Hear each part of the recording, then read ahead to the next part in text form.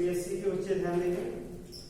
आज हम लोग चैप्टर 9 पढ़ेंगे। चैप्टर 9 है आप लोगों का living organism and there characteristics, यानी कि जीवित प्राणी, जीवित जीव, सजीव और उनकी विशेषताएं, सजीव और उनकी विशेषताएं चैप्टर 9 है आप लोगों का।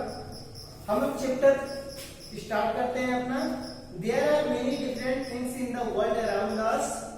The things that we see around us are divided into three groups on the basis of their characteristics. कह रहा है कि हम लोग अपने आसपास चारों तरफ विभिन्न सारी वस्तुएं देखते हैं। उन वस्तुओं को उनकी उन वस्तुओं में कुछ विशेषताएं होती हैं, कुछ खास विशेषताएं होती हैं, जिनके आधार पर इन वस्तुओं को 3 ग्रुप्स में डिवाइड किया जाता है। जो भी हमारे चारों तरफ की वस्तुएं दिखती हैं, things are divided into 3 groups. Things are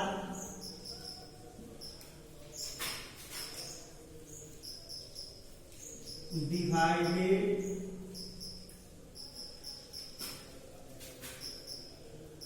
into 3 groups around us, ठीक है। उनकी विशेषताओं के आधार पे फर्स्ट है living things groups according to their characteristics, according to their characteristics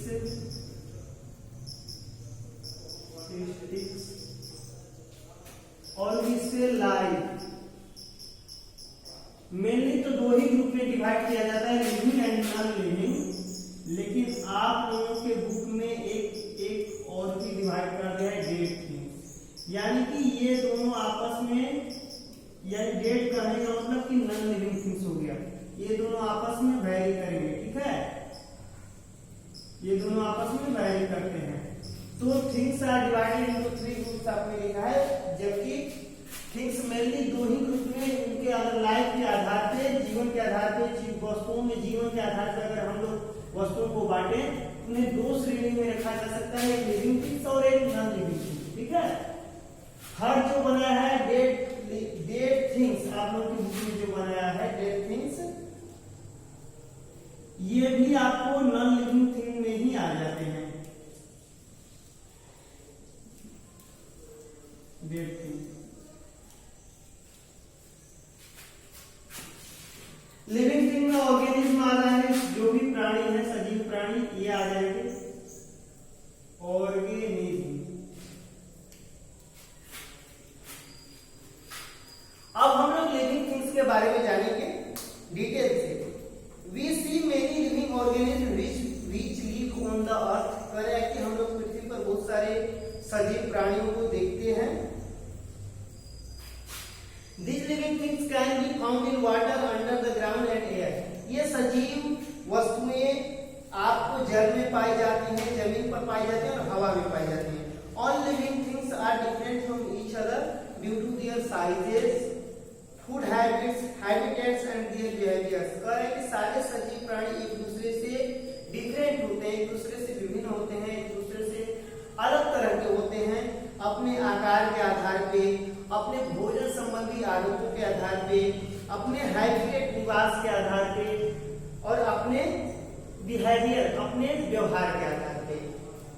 हम लोग अब जो नेक्स्ट हम लोग का फर्स्ट में ही आया है ड्यू टू देयर साइजेस, तो जीवों के आकार में किस प्रकार भिन्नता होती है, किस तरह जीव एक दूसरे से अलग तरह के नजर आते हैं, इन सब को due to their sizes, due to their habits, due to their habitats and due to their behaviour, सबको 1 बाय 1 हम लोग डिटेल से पढ़ेंगे सबके बारे में। तो हम लोग का है फर्स्ट है ड्यू टू देयर साइजेस, यानी वैरायटी ऑफ साइज, साइज में भिन्नता कैसे जीव में पाई जाती है, ठीक है।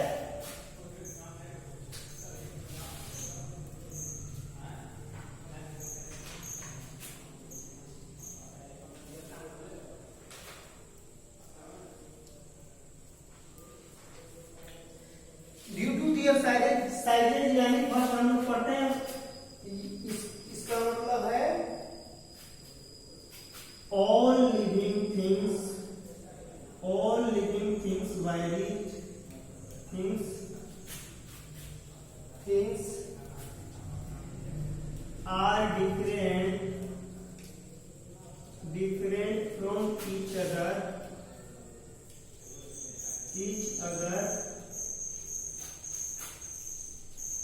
ड्यू टू देयर साइजेस,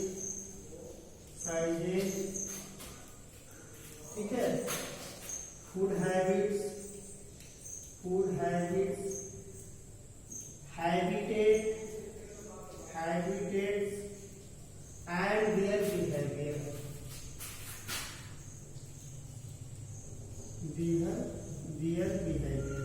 तो इसमें फर्स्ट जो आया है लिविंग थिंग्स में जो हम लोग को अंतर जो देखने को मिलती है ड्यू टू देयर साइजेस, इसके बारे में हम लोग पहले पढ़ेंगे। वैरायटी ऑफ साइज, यानी कि साइज में किस तरह की भिन्नता जीवों में पाई जाती है। हम लोग स्टार्ट करते हैं पढ़ना। The all living things are different size and shape. The size of elephant, camels, dogs, housefly, mosquitoes are different in the same way. Plants are also in different size. कह रहा है कि जिस तरह के जीवों के आकार में भिन्नता होती है, हम लोग इस पृथ्वी पर हाथी को भी देखते हैं, ऊंटों को भी देखते हैं, जबकि हाथी जैसे विशालकाय जीव को भी देखते हैं, ऊंट जैसे भी लंबे बड़े जीव को देखते हैं, जबकि हम लोग डॉग जैसे छोटे जीव को भी देखते हैं। हाउस फ्लाई यानी कि घरेलू मक्खी जैसे एकदम छोटे आकार वाले मतलब कि जीव को भी देखते हैं, मच्छरों को देखते हैं, जो कि आकार में भिन्न भिन्न होते हैं। इस तरह पौधे भी विभिन्न आकार के होते हैं। कोई पौधे बहुत लंबे होते हैं तो कोई बहुत ठीक नहीं होते, छोटे होते हैं। कोई बहुत बड़े आकार में बहुत विशालकाय होते हैं, बहुत बड़ी चौड़ाई में होते हैं, तो कोई एकदम कम चौड़ाई में होते हैं, एकदम पतले जैसे होते हैं। तो इस तरह पौधों के भी आकार में भिन्नता पाई जाती है। इस तरह सारे सजीवों में भिन्नता पाई जाती है। Some organisms like dinosaur और blue whale are the biggest organisms। कह रहा है कि कुछ तो जीव पृथ्वी पर के सबसे भारी जीव हैं, यानी कि ये उन्हें देखने पर लगता है कि बहुत विशालकाय लगते हैं, ठीक है, अद्भुत मालूम पड़ते हैं। जैसे कि पहले जो था डायनासोर थे, वो अब विलुप्त हो गए हैं। स्थलीय जीव में सबसे बड़े डायनासोर ही आते थे। अब डायनासोर चूंकि विलुप्त हो चुके हैं, इसलिए स्थलीय जीवों में हाथी, एलिफेंट को गिना जाता है। और अगर पूरे ओवरऑल मतलब कि लैंड और वाटर को इंक्लूड करें हम लोग, तो सबसे बड़े जीव में ब्लू व्हेल का नाम आता है, यानी कि जिसका वजन 30 हाथियों के वजन के बराबर होता है। आकार भी उतना ही बड़ा होता है, विशालकाय होता है, यानी जिगेंटिक होता है। तो some organisms like amoeba, bacteria cannot be seen by naked eye। तो जहां इतने भारी भरकम जीव हैं, ब्लू व्हेल जैसे जीव हैं, डायनासोर जैसे एकदम विशाल जीव हैं, स्थलीय जीव हैं, हाथी जैसे विशालकाय जीव हैं, वहीं पे अमीबा और बैक्टीरिया जैसे भी जीव हमारे वायुमंडल पर हैं, इस पृथ्वी पर हैं, जिन्हें हम नंगी आंखों से नहीं देख सकते। हमारे चारों तरफ आसपास मौजूद हैं, जिन्हें हम नंगी आंखों से नहीं देख सकते। एकदम क्योंकि उनकी वे आकार में एकदम सूक्ष्म होते हैं, इतने सूक्ष्म होते हैं कि हमारी आंखें उन्हें नहीं देख सकती। उन्हें एक विशेष प्रकार के यंत्र से देखा जाता है, जिन्हें माइक्रोस्कोप बोल सकते हैं। They are very small in size. अब हम लोग देखते हैं कि जीवों में भिन्नता। दूसरा जो है, पहला हम लोग था due to their sizes, next है ड्यू टू देयर, इसी में एक आया है ड्यू टू देयर हैबिटेट्स, ठीक है।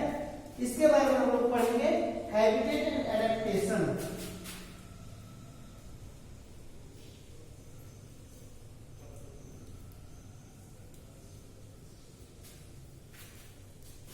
हैबिटेट एंड एडेप्टेशन,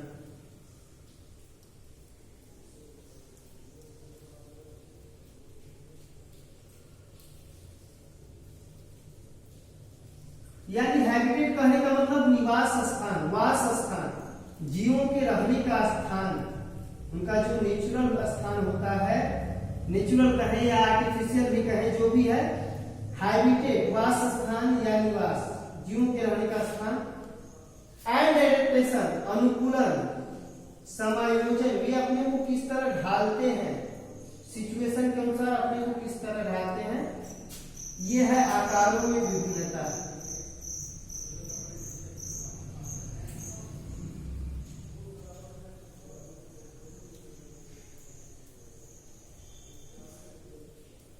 आकारों में भिन्नता। तो हम लोग इसको पढ़ते हैं। In the sea plants and animals are surrounded by salty saline या saline. In the sea plants and animals are surrounded by salty saline water. Most of them use the air dissolving water. कह रहा है कि समुद्र में हम लोग बहुत सारे पौधों को, जंतुओं को देखते हैं bye salty saline water, सैलिन water में यानी कि नमकीन पानी में भी वे अपने को जीवित रखते हैं।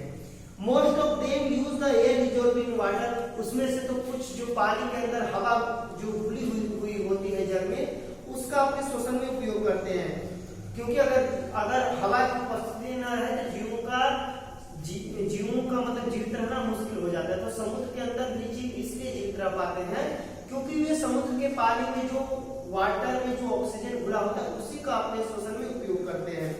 There is very little water available in the desert. हम लोग जानते हैं कि मरुस्थलों में बहुत कम जल उपस्थित होता है। It is very hot in the day time and very cold at the night time. मरुस्थल जो होते हैं दिन में बहुत गर्म होते हैं, रात में बहुत ही ठंडे होते हैं। The animals and the plants of desert live on the desert soil and breathe air from the surrounding. उस मरुस्थल में भी जीव जो हैं और जीव और पौधे दोनों पाए जाते हैं। वहां की मिट्टी में पौधे पाए जाते हैं और जीव भी अपने आसपास की हवा को मतलब कि ग्रहण करके जीवित रहते हैं। The body structure of a camel helps it to survive in desert condition. कह रहा है कि ऊंट के शरीर की बनावट इस प्रकार होती है कि वह उसे उतनी गर्म जलवायु में भी मतलब कि अपने को जीवित रखने के लिए अनुकूलित किए रहता है। ठीक है, उसके शरीर की बनावट इस प्रकार होती है कि वो उस जलवायु में भी अपने को समायोजित कर लेता है। Camel have long legs which helps to keep their bodies away from the heat of the sands। कह रहा है कि चूंकि ऊंट की लंबी टांगें होती हैं जो इसे मरुस्थल के बालुओं से निकलने वाले ताप से, यानी कि दिन में बहुत गर्म रहेगी और मरुस्थल में बालू ही बालू पाए जाते हैं, तो गर्म बहुत ज्यादा गर्म रहेगी, तापमान रहेगा तो बालू गर्म होते हैं, गर्म हो जाएंगे और गर्म होते हैं बालू तो मतलब कि उनका जो है ताप जीवों के शरीर पर प्रभाव डालेगा। तो चूंकि ऊंट के लंबी ऊंट की टांगे होती हैं जो क्या करता है कि ये इस मरुस्थल या यूं कहें कि मरुस्थल के में जो तापमान के चलते बालू जब गर्म हो जाता है तो उससे निकलने वाले तापमान को ऊंट के शरीर तक पहुंचने से कुछ कंट्रोल करता है, उसे रोकता है। ठीक है, क्योंकि इसकी टांगे लंबी होती है इसलिए बहुत कम उसके बॉडी को इफेक्ट डालता है, तापमान उसके शरीर तक बहुत कम पहुंच पाता है। They excrete a small amount of urine। वे मलमूत्र भी बहुत कम ही त्याग करते हैं अपने शरीर से, उनके शरीर की बनावट ही इस प्रकार की होती है मरुस्थल में रहने लायक कि वे अपने को ढाल लेते हैं उस सिचुएशन में। Their dung in dry and they do not sweat। उनका जो मलमूत्र होता है सूखा जैसा होता है, सूखा होता है, मूत्र भी बहुत कम त्याग करते हैं और and they do not sweet, और उन्हें पसीना भी नहीं आता, ऊंट को पसीना भी नहीं आता। इस तरह उनके शरीर से जरा भी वाटर मतलब कि नहीं निकल पाता। ठीक है, जो भी वाटर एब्जॉर्ब करते हैं पीते हैं पूरा शरीर में टोटली यूज होते रहता है। Since camel lose very little water from their body, चूंकि ऊंट अपने शरीर से बहुत कम जल का त्याग करता है, निष्कासित करता है, they can live for many days without water, इसीलिए वह बहुत दिनों तक बिना पानी के जीवित रह सकता है। दे ईट लीव्स ऑफ ट्रीज, वे पेड़ों की पत्तियां खाते हैं। Fishes live in water.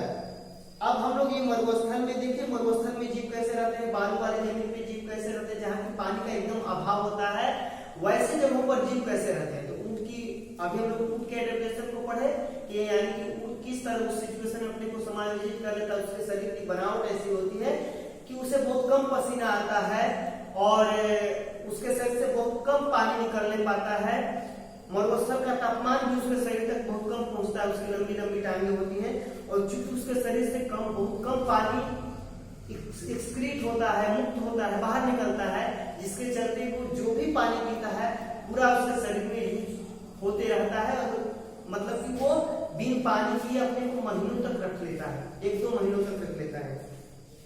अब हम लोग पढ़ेंगे कि जलीय जीव कैसे अपने को जीवित रखते हैं, उनमें एडेप्टेशन किस प्रकार का होता है। फिशेस लिव इन वाटर, मछलियां जल में रहती हैं। They have slippery scales on their body, उनके शरीर पे स्लिपरी स्केल्स होते हैं, फिसलने वाले स्केल्स होते हैं, खोल होते हैं, चोंटे होते हैं, एक तरह से हम बोल सकते हैं। These scales protect the fish and also help in easy movement through water। करें कि ये जो स्केल होते हैं ये मछलियों की जल से सुरक्षा करते हैं, यानी कि पानी के चलते मछलियों का शरीर सड़ नहीं पाता है, उनके शरीर के ऊपर स्केल होते हैं जो उन्हें उनके मतलब की बॉडी की सुरक्षा करते हैं। And also help in easy movement through water, और पानी में मतलब गति करने में भी मछलियों को हेल्प करते हैं, यानी उनके शरीर पे जो स्केल होते हैं स्लिपरी होते हैं जिससे पानी में बहुत आसानी से सरक जाते हैं। और कोई दूसरे अगर इन्हें भी उनको पकड़ता है, मान लीजिए आदमी ही पकड़ने का कोशिश करे तो मछलियां उनके शरीर के बॉडी पर जो स्केल स्लिपरी होते हैं उसकी मदद से अपने को बचा लेती है, दुश्मनों से जहां तक बचा सकती है, ठीक है, और बचा पाती है। जब फेल हो जाते हैं तो भले उनके दुश्मन उन्हें पकड़ लेते हैं। Fishes have flat fins and tails, मछलियों के जो होते हैं फिन्स जो होते हैं और टेल्स जो उनकी पूंछें होती हैं चौड़ी होती हैं, that help them to change direction and keep their body balance in water, और दोनों तरफ उनके जो आंख के पास से फिन्स निकले होते हैं वो भी चौड़े होते हैं, जो क्या करता है उनके फिन्स जो मछलियों के और पूंछे, मछलियों के फिन्स और पूंछे जो होती हैं उन्हें डायरेक्शन बदलने में उनकी मदद करते हैं। And keep their body balance in water, और जल में शरीर को संतुलित रखने में भी मदद करते हैं। Gills present in the fish help them to use oxygen dissolve in water,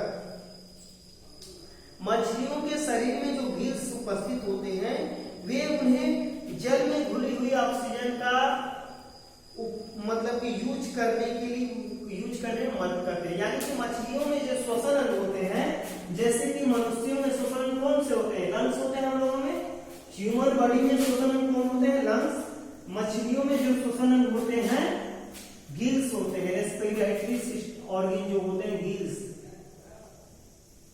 respiratory organ in fishes.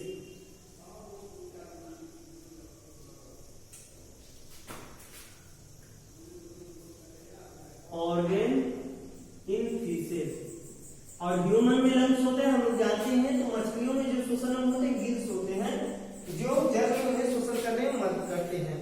We see the features of a fish help it to live inside water and the features a camel helps it to survive in desert। हम लोगों ने देखा कि जो मछलियों की जो विशेषताएं होती हैं, जो उनके गुण होते हैं, जो उनकी बनावट होती है, उनकी प्राकृतिक जो संरचना होती है वो उन्हें जल में अपने को जीवित रखने के लिए सहायता प्रदान करती है, और ऊंट की जो बनावट होती है, ऊंट की जो विशेषताएं होती हैं वह उन्हें मरुस्थल में रहने के लिए जीवित रखने में सहायता प्रदान करती है, ठीक है। यानी कि ऊंट के जो फीचर्स होते हैं वो मरुस्थलों में उन्हें जीवित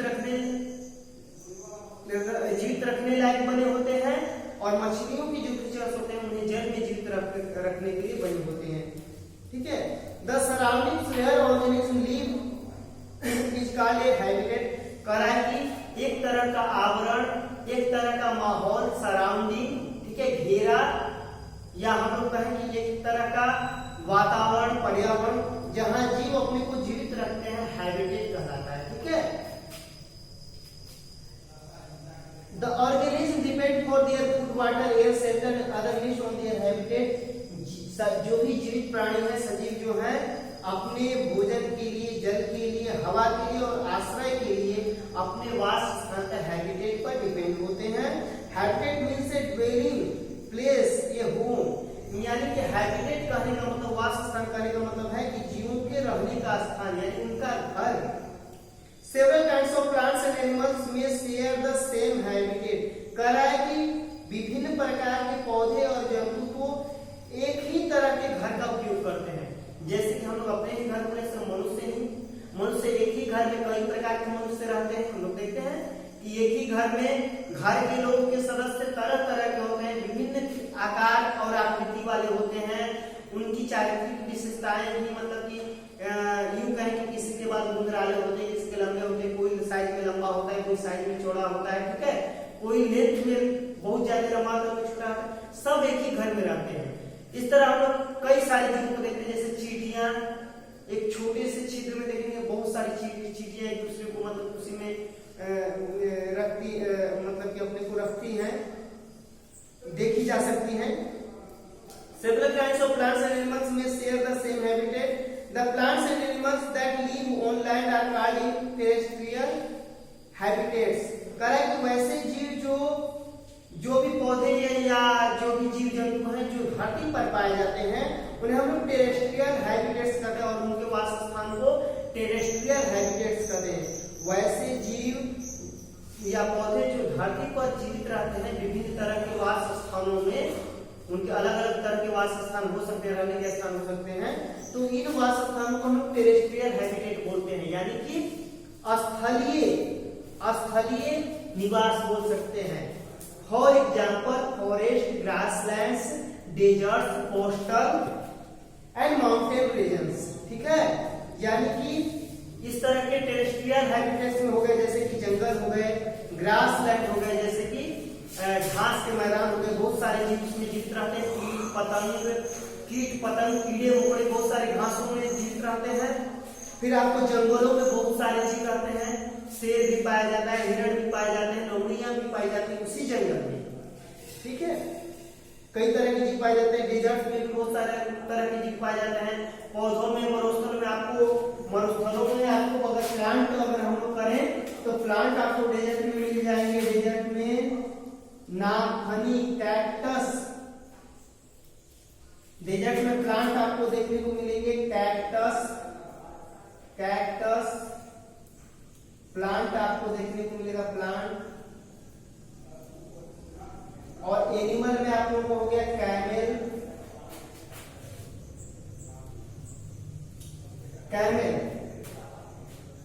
animal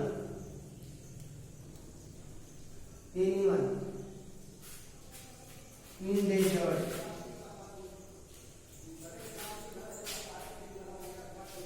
The habitat of plants and animals that live in water are called aquatic habitat। करें कि वैसे जीव जो जल में पाए जाते हैं या जीवों के निवास जो जल में पाए जाते हैं उन्हें हम लोग एक्वेटिक हैबिटेट बोलते हैं, यानी कि जलीय निवास बोलते हैं, जलीय वास स्थान बोल सकते हैं।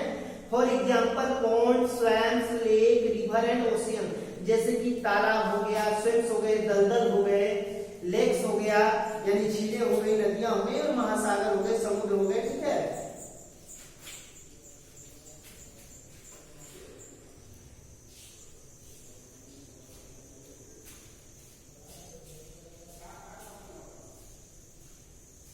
The presence of the specific features or certain habits which enable a plant or an animal to live in its surrounding। करें कि इन जीवों में कुछ ऐसे विशेष चारित्रिक विशेषताएं मौजूद होती हैं, इनमें कुछ ऐसी विशेष खास विशेषताएं पाई जाती हैं इनके शरीर में जो इन्हें ऐसे सराउंडिंग में भी ऐसे मतलब कि ऐसे वातावरण में भी अपने को जीवित रखने में मदद करती है। इसी चारित्रिक विशेषताओं को जीवों के शरीर में पाई जाने वाली इन्हीं विशेषताओं को जो उन्हें यानी कि जो उन्हें अपने